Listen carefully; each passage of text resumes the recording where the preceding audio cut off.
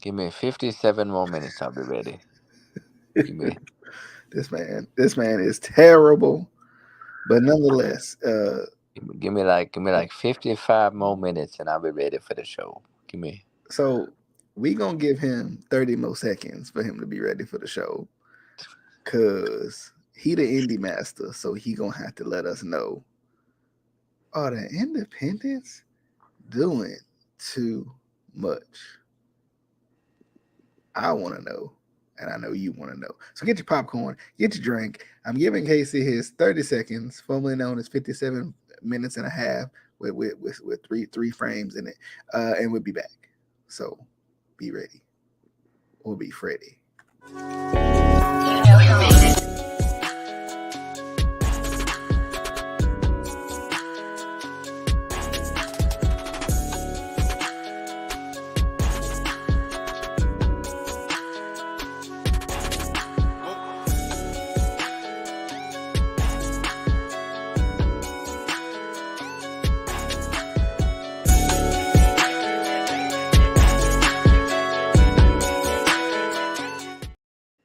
All right, what is going on? Good Who in the people. hell is Freddy? Freddy. Who That's what the hell is Freddy? I think that's what I'm gonna call you for the rest of the show. So I'm your host DJ. We back once again. The Instant Classic Wrestling Podcast, the only podcast that is always, and I mean always, and Freddie means always, an Instant Classic. I'm also a host, you jackass. That's true. That's true. He is a host. He's the esteemed award winning co-host of the Instant Classic Wrestling Podcast. We got a little discuss tonight. And we're gonna throw the question out to y'all, and then we gonna answer it ourselves, and then we gonna wonder what y'all thinking as well. But so when we look at WWE, we look at the independent scene. Is the Indies, are they trying to do too much? We got our resident independent manager on the show today, So I mean, Casey, and what do you think? Because I mean, you in the trenches out there. You can kind of see it. You've worked for a couple of different promotions. You've seen the backstage part of it. You've seen the in ring part of it. You've seen the training and all that too. Like what brought you to this kind of question? You was questioning a little bit. So this came from actually a veteran of the independent scene, and we was talking about how we're basically setting up for a show, and we were talking about how a lot of times on the indies, like either guys will just throw a punch and be like 2 feet away and completely miss, and the other guy will still sell, and it makes no sense. Or on the other extreme, and this is more of what I was referring to, is like you watch an indie show, and you'll see guys get chopped so much that their chest looks like hamburger meat, right? But then you look at like classic matches from Hogan or Macho Man, or even more modern, like Kurt Angle had some insanely intense matches, right? But you never saw them come out of those matches with their chest looking like hamburger meat, right? And it's like, I get it. It looks cool. Like, oh, it looks all. Look at the punishment I can take. Blah blah blah. But then, especially on the indies, you have that intense match on this promotion over here. You go to your next booking that could be the next day or the next weekend, and your chest looks like that, and it's a completely different company, different storylines, and it doesn't make sense to the fans. They're like, why does his chest look like that? What happened? There's just consistency, and to me, like, I understand that we're all trying to be noticed. We're trying to make it, right? But there's ways to do it. You know, good in-ring psychology goes a hell of a lot farther than, oh look, I can get, light tubes, and I can bleed everywhere for no reason in front of 15 people. You Yeah. know, and that was another conversation that another worker and I had, because he was in a street fight and he didn't necessarily want there to be blood because he's not comfortable with blood, which is fine. And before the match, I guess they had agreed that they weren't going to hit each other in the face, and the one guy wanted to blade, Mm-hmm. and we were talking about it. We're like, that makes no sense. We already agreed that we weren't going to hit each other in the face. What am I going to do? Hit you in the back with a kendo stick and your forehead's going to bleed? Like, what? That doesn't make any sense. Yeah. So that's basically the whole, like, guys try too hard and they do things that aren't necessary, when just simple psychology, simple, good in-ring work, because that's what WWE is going to look for, right? Mm-hmm. I've had so many trainers tell me, and tell other wrestlers and indie guys and trainees that, like, if you get a WWE tryout, it's cool if you can do a 450. It's cool if you could do a suicide dive. It's cool if you can do all these cool moves. They're not looking at that. Mm-hmm. Half the time they're looking at your feet and your footwork, because it's the simple stuff that they're looking for. They want to make sure that you're safe. They want to make sure that you're going to not hurt yourself, not hurt your opponent, that you're going to be able to, keep each other safe. They don't care that you can take 37,000 chops in a match and have your chest look like hamburger meat. That's that's not what they're looking for. So why are you doing it, you know? Yeah, and it makes me think like, are guys on the indies, or girls on the indies, I guess you should say, like, are they looking kind of into that Sheamus effect or that Gunther effect, where they work a little stiff, um, they show the damage of the match, to kind of go along with the story of not only the match but the story of their character and how tough their character is and stuff like that. But I think to a certain degree, like, I think I kind of agree. I feel like sometimes the indies do a little bit too much with that type of stuff, trying to prove so much and try to prove that they're so tough, trying to prove that wrestling is so real and this, that, and the third. I mean, we've went down the rabbit hole of deathmatch wrestling and how crazy it's kind of become, and how wild it's kind of become, just trying to prove that you're different and whatnot.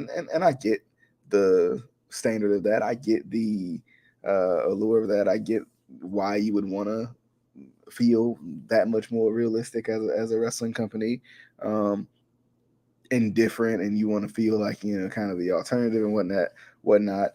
Uh, but at the same time, it's like, it does feel like, I think sometimes that the indies are doing too much. But then sometimes it makes you wonder, like, who are they looking up to? Because I mean, WWE doesn't have a lot of that. They don't have a lot of color in their matches. When it comes to blood, they don't have a lot of um, you know sloppiness when it comes to like their moves, to where you see someone is red or whatever. When it's time to show it, they show it. When it's time to not, they it feels like they don't.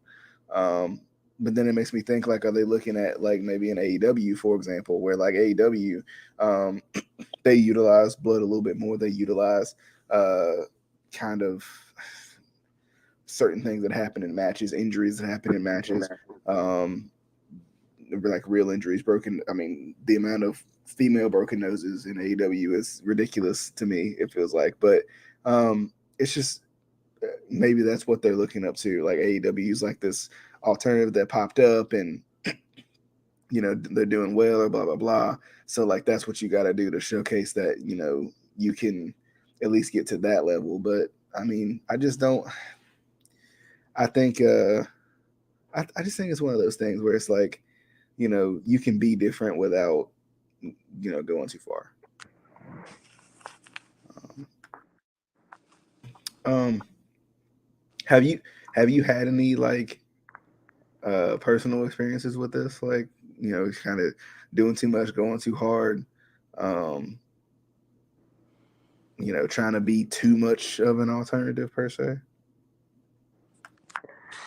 I mean, you're always gonna have guys that like, you know, want to blade or want to get color because it looks cool, or want to do a weapon spot, like whether it's a chair, whether it's a kendo stick, whatever.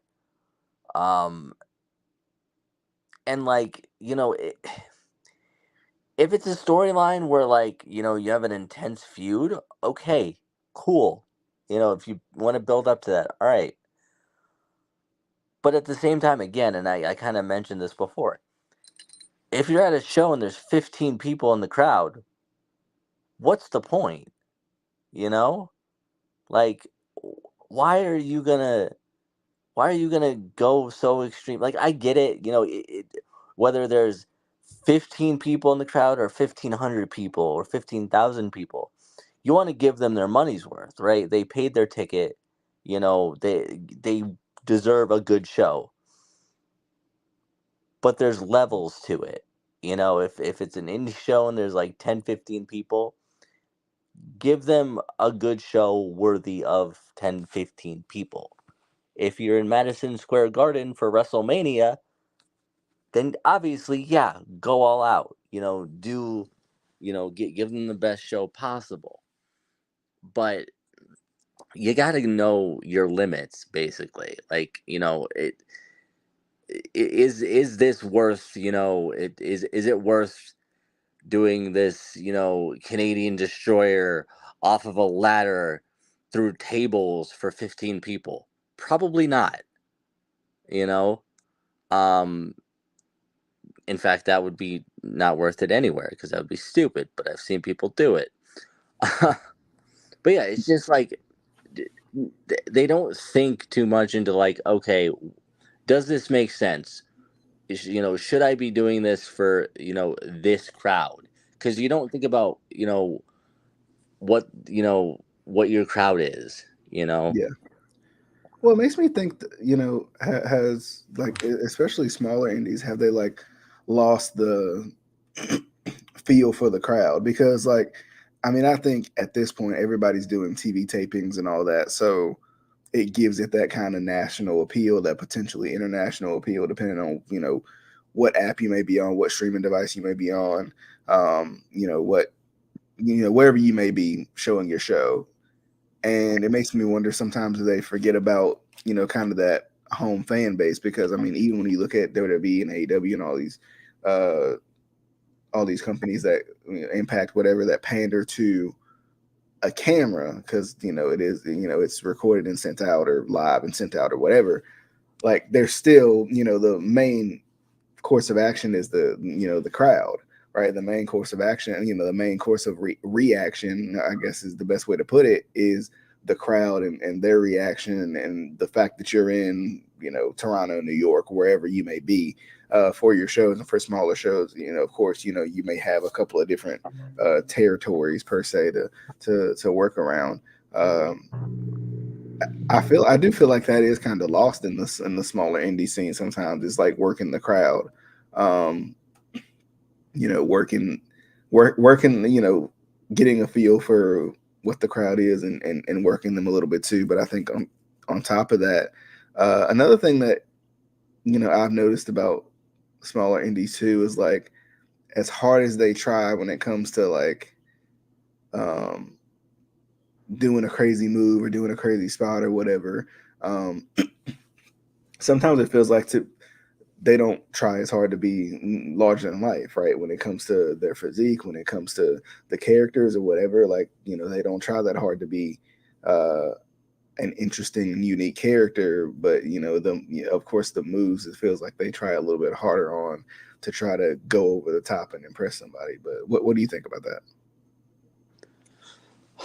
I mean, I think we're still in the point where like guys just want to be indie wrestlers. Like there's been so many times, and there are some really good characters on the independents. There really are. But then every match I go, or every show I go to, doesn't matter. There's always, one or two or a handful of guys who, like, I can't tell what your gimmick is. I don't know what your character is, except for, generic indie guy, right? And it's like, okay, cool. You want to do all these cool moves, but like you don't have a gimmick. So why do you think a bigger company is going to want to pick you up over, this guy over here? Because you look the same. You got basically the same gear. You don't really have a character except for, oh, I'm an indie guy. Why would a company like Impact or WWE or Ring of Honor want you if you're just a generic indie guy or a generic professional wrestler? You got to give fans something to, and it's not like the 90s where like every gimmick was a occupation or a crazy over the top character. Mm-hmm. But you need something, for fans to be like, okay, I understand what your gimmick is. I can get behind you, or as a heel, I can hate you, blah blah blah. But there's so many guys where it's like, what are you? Yeah. Do Cool, you think that has anything to do with the booker, or who would be uh, not necessarily promoting these guys, but more so like training these guys, beyond the ring, of course. Um, does that have anything to do with it? I mean, I would say perhaps to an extent. The couple of trainers that I know of, I feel like are pretty good at it, and like are gonna make sure that you have a good character and understand character development. I think that's something that is lost sort of in translation in the independents or in training schools. Obviously, I've only gone through one wrestling school and I know of a few others, so I don't know exactly how they work. But it seems like not every wrestling school like is really teaching character development and like Mhm. how to build a good character and how to portray your character and get your character over to the crowd. Um, because even I forgot who said this, but somebody I watched an interview or something where somebody said like through during your entrance, fans should you should be able to immediately convey to fans not necessarily exactly what your character is, but whether you're a face or a heel, and even that sometimes you can't really tell. Yeah. Because everyone wants to go through the crowd and do the, yeah, whoa, yeah, come on. Yeah. And it's like, okay, but like, are you a heel or you're a face? Am I supposed to boo you? Am I supposed to cheer you? What is it? Um, Right. I just think guys need more training and like character development and like, how to convey your character to people. And I'm still struggling with that too. I'm just trying to figure out where I want to go with my character. But it's just I some guys are just too bland for me, and I don't understand what their gimmick is. Okay. Um, did you have any? I know it's kind of a short show tonight, but did you have any final thoughts on anything? Anything that Uh, was, an itch in your craw, as they say? They say that. They definitely do. I, I'm trying to find this list, but and it kind of sort of goes into this whole conversation of like people of wrestlers going too far. But I don't know if you saw the AEW banned move list that they put out recently. Oh, uh-huh. Yeah, the first one, and I don't remember all of them. That's why I'm trying to find it. I can't, for some reason, I can't find it now anywhere. But the first thing banned was chair shots to the head. And I think I talked to Adam about this. and I Yeah, was because like, it's felt like it's almost felt like companies are trying to like reinstill that almost. yeah, I was like, I was talking to Adam, and I was like, isn't that something that should have been a day one ban? Isn't that Yeah. something right out of the gate? You should be like, yeah, don't fucking hit people in the head with a chair. I feel like we should have learned that from He Who Shall Not Be Named. Hmm. Like, do, it's like, and again, I'm gonna name him because I still think he's one of the greatest in ring workers of all time. Chris Benoit. He took so many shots to the head, so and some of them were his own fault by doing like the diving headbutt, but still, everyone, blames him for, whatever happened, even though none of us were there. We don't exactly know what happened. I'm never going to say I know exactly what happened. But, you know, they did an autopsy. He had the brain of an 80-year-old Alzheimer's patient from all of the damage that he took throughout his career. And we haven't learned from that we probably shouldn't be taking unprotected chair shots to the head or unprotected shots to the head in general or Yeah. diving headbutts. Like, it doesn't make Yeah. sense to me. I found the list. So chair Oh, shots okay. to the head, chair shots to the back of the head, which both of those make sense. Um, buckle bombs, which of course having Sting there, I think that makes sense too. Um, moves where a wrestler falls backward into a turnbuckle, which similarly sounds like buckle bombs. Um, I guess I don't really know.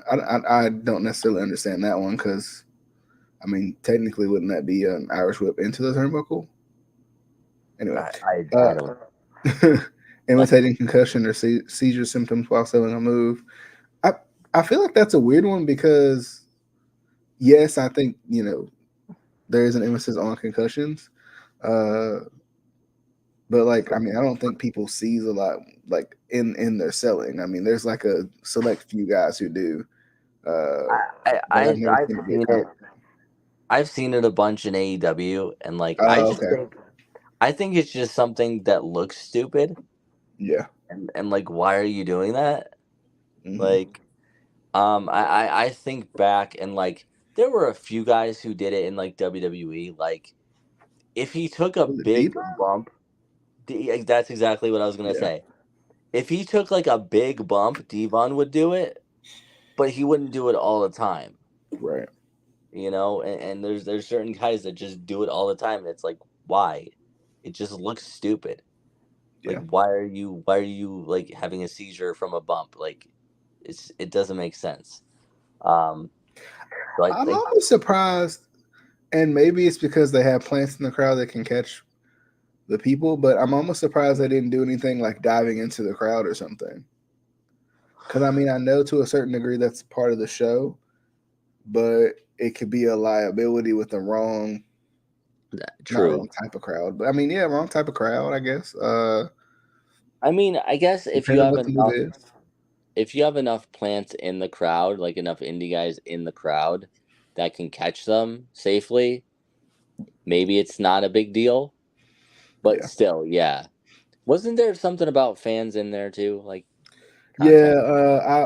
contact? So I'll finish them out. There's only like seven-ish left, six-ish left.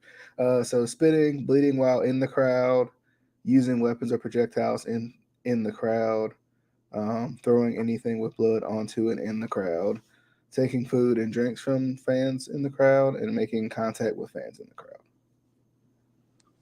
I feel like those are all obvious and should have been day one.